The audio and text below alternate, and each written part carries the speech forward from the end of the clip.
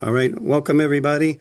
The quick background that most of you all know is this is the second round of local projects funded through what we call the Heartland Emergency Management Project, Eden in the Heartland, based off of the National Eden Program or tied with the National Eden Program. And it started in 2019 with our first round of funding, and officially the funding for this ends the end of this month. But we're still going to go ahead and continue meeting after that. We've developed a good, stable network of folks that want to keep working together. And at this point, Sonny, you want to add anything about local projects or any part of it?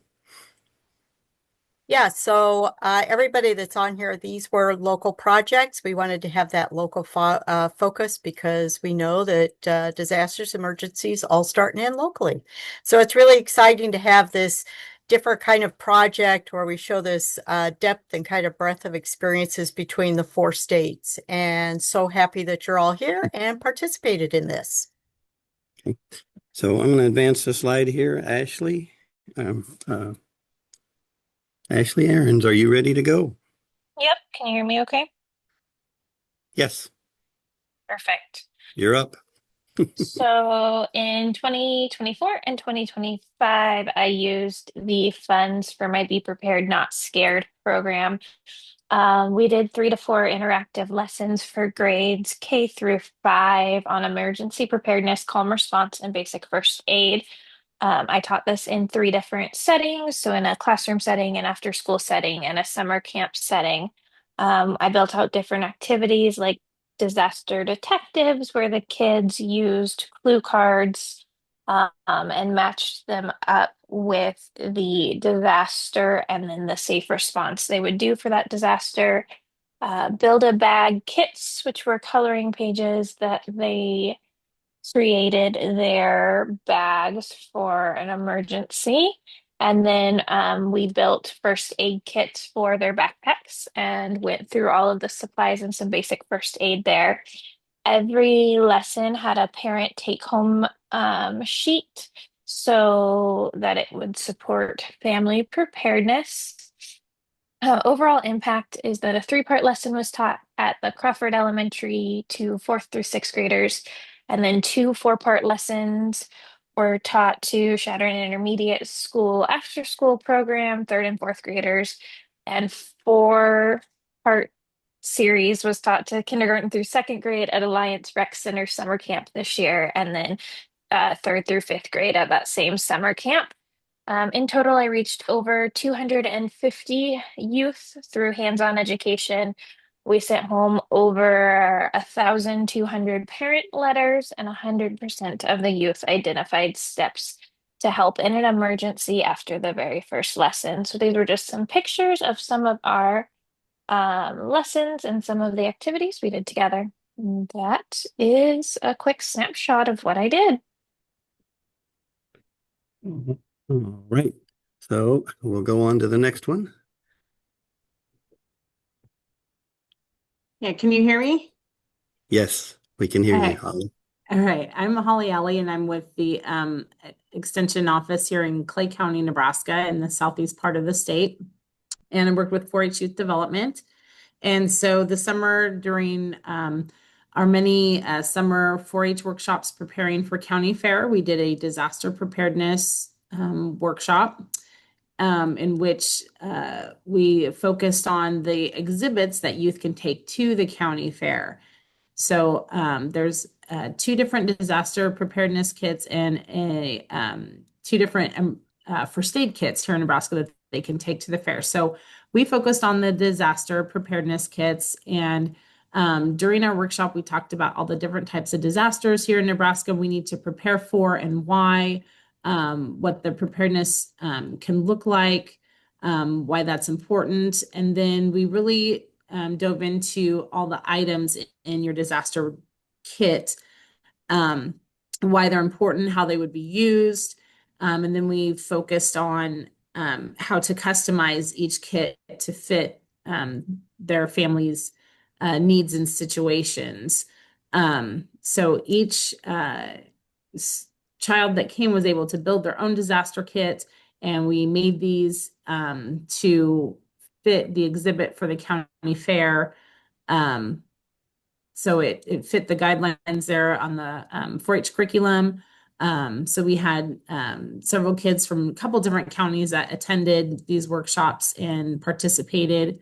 And then they all exhibited at the county fair. And that is all for me. Okay. Sandra, I think you are next on the Yes, list here. yes. So I am Sandra Barrera, extension educator working with small businesses in Nebraska. And we have training this summer about kitchen safety for Latino families. We have, you can see the picture, we have children, they enjoy, and they helping to translate things to the parents sometimes because we had the fire department from Grand Island, they came, and people from the city, they came to talk about emergency kit and how install the smart alarm. So we have 14 participants in Grand Island. And we had a lady, a single woman, she was from Cuba, and she thought that we need a specialist or a person with license to install a smart alarm. So she doesn't have it because she thinks it's money. She doesn't have it. So she realized that she can do it by herself. Also, we have in Nebraska, we have that small business conference around the state in 3 locations, Grand Island, Lincoln, Omaha. We have more than 300 participants, and we deliver information about the kit, disaster kit, and training on, we had the fire department fashion in Omaha. We have the fire marshal in Omaha. He was the speaker, and we're talking about the emergency kit and a little bit of a conversation of if we have any emergency, the fire department and the police, they are friends, they are no immigration, so they have to feel safe when we have any emergency, and we don't want to bring them immigration if we have emergencies. So I try to create a little confidence with the teams from the fire department and the police. So everything was in Spanish, and we have materials in English and Spanish. In English and Spanish and English, sorry. That's for me.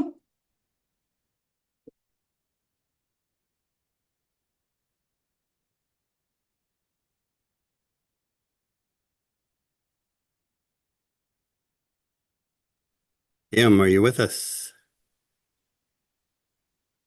I am. Hi, this is Kim Behrens. I'm the northeast part of Nebraska.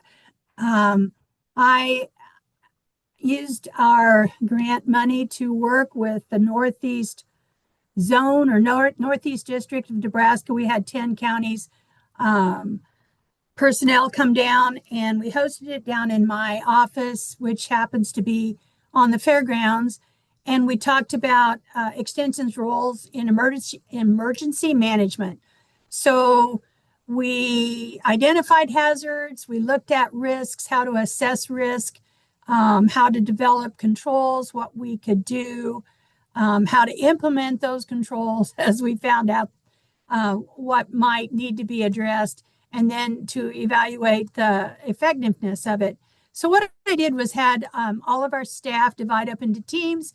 We have some new staff and some seasoned staff, and I had them spread out and walk all over the fairgrounds and just do a visual assessment. And I handed them a sheet of paper to make their recommendations on and look at the conditions as to how the fairgrounds were set up and how our buildings were accessed and all different types of things. And then I had them all come back together, and we talked about what each team found, and it was interesting to see what everybody's eyes picked up something different. And so we all assess, we should assess, and I'm sure we do, when we go to a new building or a new facility or even access in and out, what we need to watch for, because we're also responsible for our clientele and 4-H and youth that all come in. And so how do we partner? How do we identify? And then how do we decide who's responsible? So we had a spreadsheet, and that's what we used. And we talked about different things that would work. And we did it in the spring, so it was right before fair time. And I know 2 or 3 counties that went ahead and used the same sheet because they asked me to forward it to them later, and kind of talked a little bit more about risk management. So that's what we did in Northeast Nebraska. Thanks. All right, thank you, Kim. Next up, we have Jamie Bright. Hi, everyone. I'm Jamie Bright. I'm the Rural Prosperity Nebraska Extension Educator in the Southern Panhandle. I talked to rural businesses about emergency preparedness and disaster planning. I gave presentations to local chambers of commerce and business groups. I have one that was postponed and I'm still waiting to present to. I started out giving them handouts from ready.gov, and after my first presentation, I decided those resources actually weren't very user-friendly. So I found some different handouts from OSHA, LSU Extension, and then there were some from New Zealand government that were really helpful. So I've been giving those out, and I also forwarded them on to one of my local emergency managers. He was really excited about it as an opportunity to engage with the businesses in his counties. He was going to take the handouts and go door to door and talk to some of the businesses in his counties. So that was a good connection with him, and hopefully provided him some useful information as well. That's all I have. All right, thank you very much. Next, we have Ms. Cindy Bryson, I believe. Okay, so this I worked with Sani, and we had a group of people we worked with. Kayla's on here too, I know. We took a Texas A&M cookbook and we adapted it to the state of Nebraska to basically to get people prepared to handle all the power outages we've had and the floods and the fires and everything. So we got the cookbook created, we got it printed, we went through numerous printings until we got it right. We're very excited about it. It's on Marketplace now. We've done a lot of train the trainers. My goal next week is to train the state of Nebraska, to train all of Extension, but we have done the North Central Region Food Safety Group. I did a train the trainer with them last week, and that's 12 states of specialists and educators who work with nothing but food safety. We have done some training with our food nutrition and health program. So all these people are being trained to be able to use this information in whatever program they're doing. It doesn't have to necessarily be anything about food safety. Maybe they're doing a foods program and they talk about, hey, maybe you should put aside a little extra food for in case the power goes out or things like that. Sani's going to do some training at our Nebraska Eden retreat that's coming up in September. So we're very excited about it. We provided books to the Douglas Sarpy Extension Board and to key stakeholders. We're in the process of providing books to our local senators and our county commissioners to show them what Extension is doing to get Nebraskans prepared for emergencies. The Nebraska Eden team all has a book. Every county in the state has a book, and they also have a book from the USDA that's a fast guide to use in case somebody calls and says, my power's out, how long is my food good, things like that. So we piloted it in York, and we're going to go out next week during Older Nebraska Days at the State Fair, and we're going to have a table. Sani's she's got it all set up for a table, and we're going to present our program throughout the day at Older Nebraskans Day, and they usually get about 4,000 people. So we're very excited. We're putting together a toolkit. So if people from other states or whoever wants to teach this class, we have a toolkit with a PowerPoint and with the pairs. We have 4 different pairs impacts that they can utilize. So we're very excited about the program. It's going very, very well, and it just seems to be growing every day. All right, sounds great.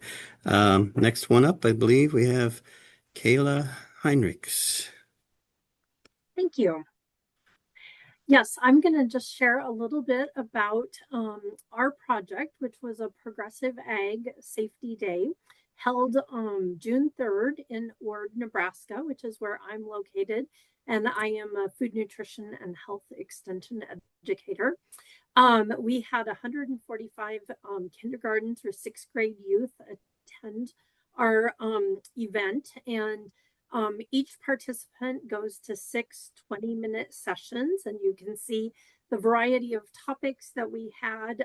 Some of the photos that I featured have, you know, the youth participating in the activities. You can see that we get them different colored ball caps to keep the groups separate from each other. And we can easily identify who is in what group. We wanted to focus this year on emergency preparedness and helping families as well as the participants know what to do in emergency situations. And so as a result of attending, each youth who attended, as well as each of the 56 volunteers who helped to make our day happen, whether they were like a group leader, an FFA member, the ethanol plant helps serve lunch to everyone. So all of those volunteers received one of the goodie bags that you will see. They had first aid items, hygiene items, an emergency food bar, water, one of those solar blankets, and a flashlight, as well as a whistle to signify if you were needing emergency help. Also, the bags we purchased were waterproof, so that makes them really nice as well. So I'd like to thank the Eden team for making this project possible. All right, thank you very much. Next up, I think we have Caitlin Larson. Hi, everybody. Trying to get it to advance. Not cooperating.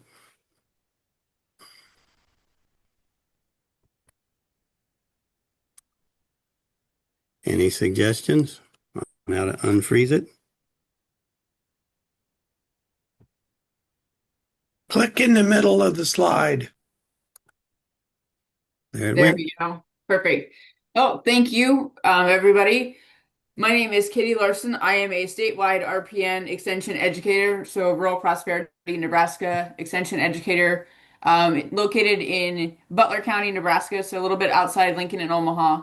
But for this project, I teamed up with our local school PTO to provide some first aid supplies for our teacher classrooms.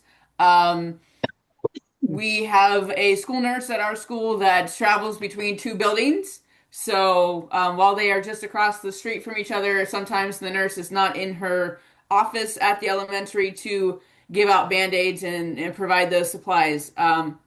This is also a resource that the teachers can take on field trips with them and kind of have on the bus. Also, they also talked about when I surveyed them after we passed them out. Plan to take them on walks. Sometimes they just take a quick walk around the neighborhood. Taking them out at recess was also something came up, and 100% of those that responded feel more prepared to address those first aid needs without sending a kid to the nurse. So provided some Band-Aids, some gauze pads, antiseptic spray, some hand sanitizer, just some simple supplies that they can keep in that bag in their room that's not going to take up a whole bunch of space and that they didn't also have to provide themselves. So that's what we did with that project, and it was really fun to do, and thank you for providing this opportunity. Right, thank you. Next up, I believe we have Randy Sainer.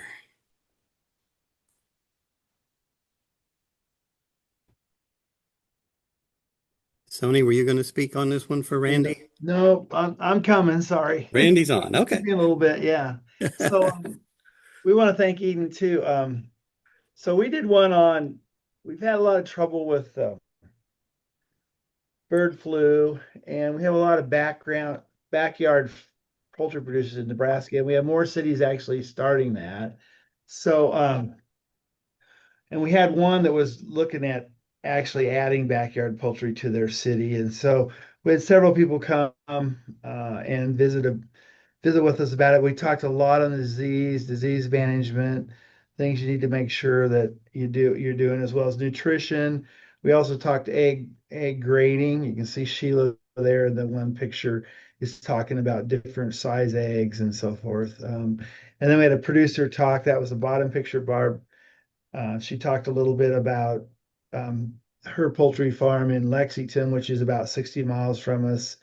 We had actually two stations scheduled, but we did one on Friday, which was a mistake because everybody worked, right? So that one didn't make, but this one in North Platte did. We had about 11 people. I had 2 online. We taped it all, and we have videos of it that we'll use. All of them got a copy of the videos, the presentation also, but it worked out well. We wanted to make sure that people realized the importance of disease management and making sure that they were wearing the proper attire and that they weren't transferring or weren't allowing their birds out during times, because we have a lot of waterfowl come through North Platte. And I actually had a farm get bird flu, just a small backyard producer. So this was to try to help avoid that and get poultry producers a little bit more information on disease management, because we don't do a lot of poultry work in Nebraska, but this was our first attempt at that. And we've also had several people call us afterwards to maybe do this program in other places. So we thank you for letting us start this and at least getting it started here. All right. Thank you, Randy. Next up, and I think our last presentation from the Nebraska folks, is Amy Timmerman.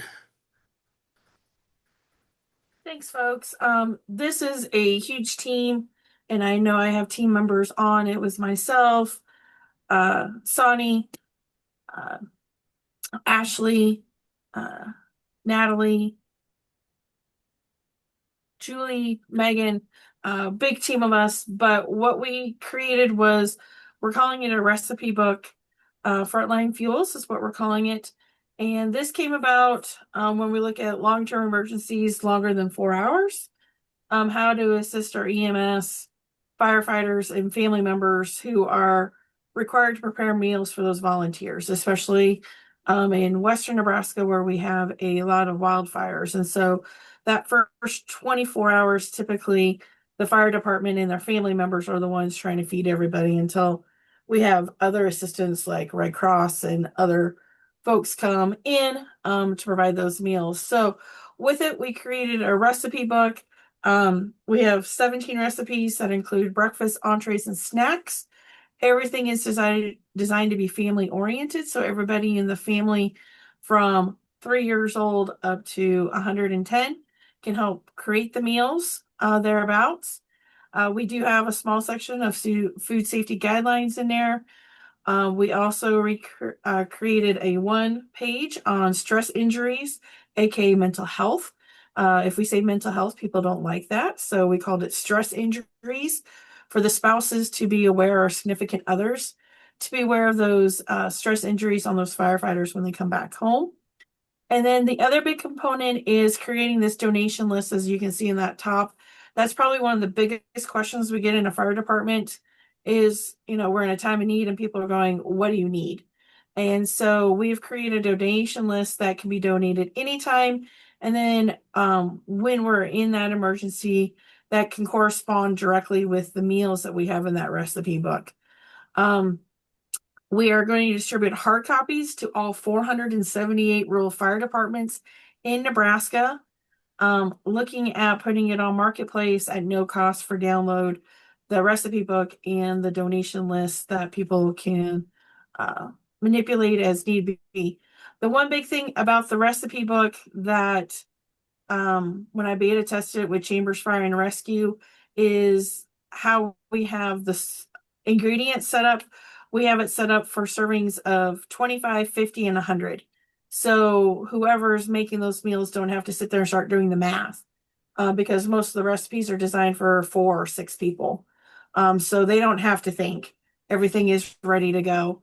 The other big component, the fire department, I had 2 EMS help prepare this for one of our firemen's meeting. They were impressed on how easy the recipes were to follow and to put together. They said they were actually going to swipe a couple of these recipes and take them home, but going to have to downsize them. We also have information on how to freeze some of these meals, like the breakfast burritos there. If we don't use them all, how do we put them in the freezer? And all the firefighters said they would happily eat this over a cold sandwich.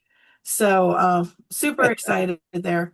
We're finishing up on some last edits and we'll be going to press here soon. Right. Thank you, Amy. The next slide is the one I said is a little unique in this presentation. It's a recorded audio, and as soon as we advance to that, you're going to hear Courtney Long talking on behalf of Carter Oliver. Hi, my name is Courtney Long, and I'm sharing Can on you behalf hear of it? Carter Oliver Yes. related to their Harrison Okay. County Mini Heartland Eden Grant. Harrison County has experienced multiple large-scale natural disasters over the past 6 years, including multiple high wind events like the most recent tornadoes in 2024. Missouri Valley area has also been impacted by flooding from the Missouri River lasting months in 2011 and 2019, and from smaller rivers and creeks running through town at a higher frequency of occurrence. The goal of the program was to get youth and their parents and guardians to think about their response to natural disasters that have and will continue to impact their lives. We realize that there is a common misconception that families think they are prepared. However, when an event takes place, families realize they are unprepared and then they have to scramble to figure out a plan. Carter's goal for the participants was to create a plan so they are prepared for any type of weather event. The program covered many different topics of natural disasters, including definitions of common terms, including watches and warnings. They used FEMA's 12 ways to prepare and narrowed in on 2 preparations, making a plan and assembling supplies. Youth and their guardians created a disaster plan for 2 scenarios, flooding and tornado warnings. From that activity, we shifted to covering what items to have in an emergency kit. Using the funds provided, families were able to get started with a first aid kit, flashlights, pliers, and an emergency whistle. Participating families were also given several documents: 12 ways to prepare, building your own first aid kit, every second counts, plan 2 ways out, and a family emergency communication plan to complete. Thank you to Ashley Ahrens and Holly Alley, who both provided information materials that were used to create the program. Carter also received 2 quotes about this program. The first was from an adult participant. The disaster preparedness and kit event presented by the Extension Director Carter Oliver at the library was an excellent program. The PowerPoint presentation was informative and appealing to all ages. Youngsters particularly engaged in the discussion following. They had great ideas on what to do and what to have on hand in the event of different emergency situations. The kits were a hit and a reminder of the need to be prepared that we brought home with us. Again, it was a great program. I feel more prepared having attended. Thank you for having it. The second quote is from a young boy who could have gone to a movie that afternoon, but chose to come to the preparedness workshop because he'd rather be prepared than watch a movie. Right. Thank you guys for all the counseling and help. And next up, we have Renee Reedy, or Reedy. How do you say it, Renee? It's Reedy. You have it. Yeah. Reedy. All right. Have at it. All right. So we took a little different spin. We were looking at more financial preparedness. And so 2 counties in Kansas, Joy and I worked together on a program focus team that is established by Kansas State University Extension. And so we are part of family resource management. And with that, we decided to put this spin a little bit on financial preparedness. So we called it, your valuable records, just to kind of get the word out. And then we talked about how to protect your financial future when disaster strikes. And so it was presented both in Geary County and Johnson County. It covered 4 objectives: safeguarding important documents, saving for rainy day and an emergency savings, establishing a cash in hand reserve, and insurance coverage. Participants reported that they learned something new, specifically that they should have cash for emergencies. for emergencies, you know, in terms of like being able to purchase food, gas, hotels, etc., if they didn't have access to what typically they would use to pay with. Where also to keep your documents, so they're safe. We utilize the grant funds down in the lower corner, lower left of the slide there. You'll see what we spent our mini grant on, and that then we received feedback on how people were going to utilize them. Joy went ahead and gave hers at her presentation. I decided that after visiting with Joy, I actually did my presentation first, that I really, you know, we all go to things where we're handed the tools and then we tend to just put it on a back burner. And for my group, I decided that I wanted them to set up a timeline in order to go ahead and move forward with this. So I set up an opportunity for them. Either I would come and work with them, or they could just kind of tell me how things went before they actually received the giveaway, in essence, the kind of the icing on the cake for it. We encourage them to create a binder and to also utilize this waterproof, fireproof bag to help keep things all together and to let people know where those all are at. Joy shared that she did a follow-up survey on hers, and she said some of the responses were that we would put our passports, marriage license, and other papers in the bag, including cash. And then another one was, I may not use this bag, but I'm going to give it to my brother and talk to him about what they learned. So we appreciate the opportunity to get this project started in Kansas, and we look forward to seeing how it evolves as we move forward. Thanks. Thank you, Renee. Next up, we have Connie Burnham and Kendra Graham from Missouri. Good afternoon. Wow, such great ideas. Thanks to all of you for giving us such good things to think about and to follow up with. I'm the Emergency Management Coordinator for the University of Missouri Extension. I'll let Kendra introduce herself in a few minutes. Our project was the development of an emergency management framework between MU Extension, the Missouri State Emergency Management Agency, and the Missouri Department of Agriculture. So the background to this is that, University Extension has had an emergency management program since 2002. But as changes come along to the extension programs, then we have had to make adjustments to the emergency management program. So in a couple of years ago, we were able to make those changes to fit with what we're currently doing in our regular programming, and it's changed the name to the Missouri Eden program. So the rules and expectations of MU Extension before, during, and after have really never been explained thoroughly or completely to our state emergency management agency, nor our Missouri Department of Agriculture. And that's where we fit into the emergency operations plan. So we were working on something to help us with that particular issue.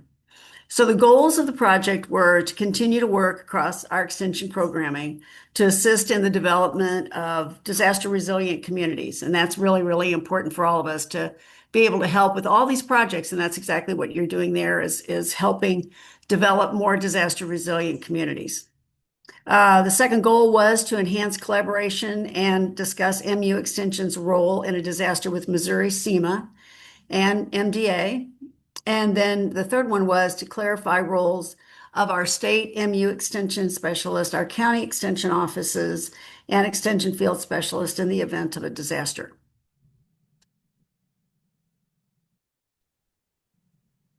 Okay, I think that's my cue. Yes.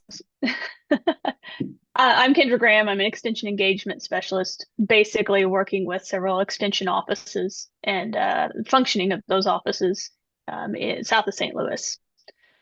Basically, our activities here were communication. That has been the biggest hurdle, and I think that's a hurdle for a lot of people.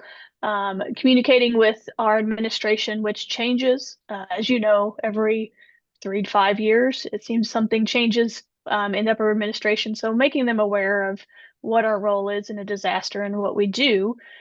Then meeting with SEMA and MDA to let them know, what we have available. And it was pointed out in the meeting with SEMA, our state emergency management agency, that they didn't have a clue we did anything other than agriculture. And so that level of when we work with on nutrition and community development, businesses, and so forth. So that was kind of an eye-opening epiphany with them and us that they didn't know what extension does wholly. And then communication to let them know what we can offer and how we can go about doing that. And so our outcomes would be, I think, Connie, you're going to cover the first one. Yes, we have developed a standard operating guide between Extension and the Missouri Department of Agriculture, in which we now know that, and they know that, who to contact if there is some kind of an agriculture related disaster, and that they need help in getting information out. And this could be flooding as well, not just agriculture, but I mean, it affects the agricultural component. And so we've developed that so that we know what we're going to get and who then work, and we'll be working then with our counties so that they know when they receive this information from us, that where it's coming from and how they're getting involved in communicating this out to their communities. So the second one and then kind of the fifth one of the outcomes go hand in hand. We created a guide to let our administrative assistants in each county office know what their job is in an emergency. Usually they're the first phone call that a county emergency manager may call when they need extension services. And so they kind of need to know how to direct traffic. So we've created that guide, and then we are also adding that to our administrative assistance operation manual that covers statewide. All the offices will have this guide, has resources in it, links, and then kind of a what to do when you receive that phone call. Outcome number 3, we put together a comprehensive directory and providing that to MDA and SEMA of our county offices. Where does that county office located? What is the email? What is the phone number, office hours, and so forth. Then number 4, we're going a little step further and creating a list of ag and natural resource specialists that have expertise in disaster and what that expertise is. All of us have a little bit different focus in ag and natural resources, and so trying to create a comprehensive list of who to call when you have issues with beef cattle or poultry, horses, and so forth. And then number 6, I think I covered number 5 already, Connie. Yes, and the last is how we'll plan some future communication and presentations with local emergency management. Our state has regional coordinators, and so our EESs and our field specialists could, present to them our hazard mitigation or any of the other groups that are out there. SEMA has an annual conference.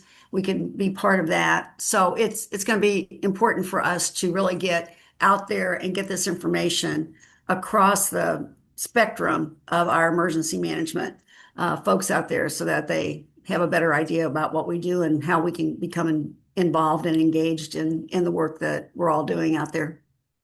Thank you very much. We appreciate it. And Dan was part of this also, but Dan's a little busy this afternoon. So Kendra and I said we would be able to try to handle this, but thank you again for the opportunity.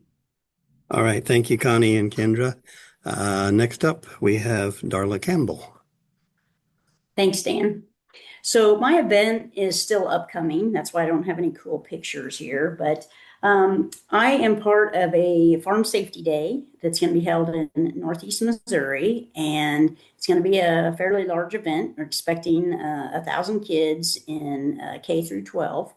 So my activities revolve around 3 things for emergency preparedness. I'm going to do a tornado safe places display, And we currently have one that depicts like a home, and you can look down in it and you can see, and identify what places are the safest places to go. But I'm trying to locate one that is kind of like an Enviroscape that folds up, and you can put it on a tabletop, and it is of a farm and home with the outbuildings and, everything, and hopefully with topography changes and all that kind of thing. So you can identify if you're out in this building where you would go, and that kind of thing. So that's going to be the first hands-on activity. Another one is going to be what should be in your bug out bag. And, when I've done this before, we've identified, the differences, like some people have already talked about, it's going to be different for different folks. We're going to do the short-term bug out bags. And then my intention is to send items home with the kids so they'll remember that. And also, Connie has developed a list, like those bookmarks of what should be in your bag. So that's going to go home with the kids. I'm a little hesitant about giving out whistles to kindergarten and first and second graders. They may remember extension in a way I don't want them to if I do that. But that was one of the things that I'd identified that would go home possibly with them. And then first aid kits, the very small ones that are in the bug out bags. And then the third activity is a fire drill maze. And that was inspired by Ashley when she mentioned working with the 4-H kids on that.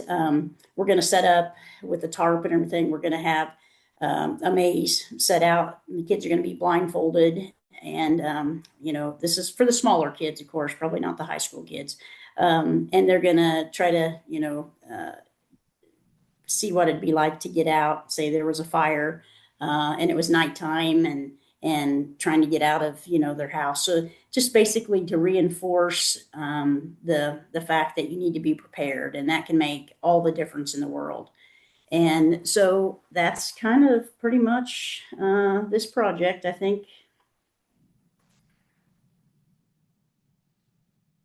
Thank you, Darla. Appreciate it. Bet. Up next, we have Elizabeth Anderson, Sean Eberly, and maybe another person or two. Unfortunately, you only get to hear from me today, but we did have a good team.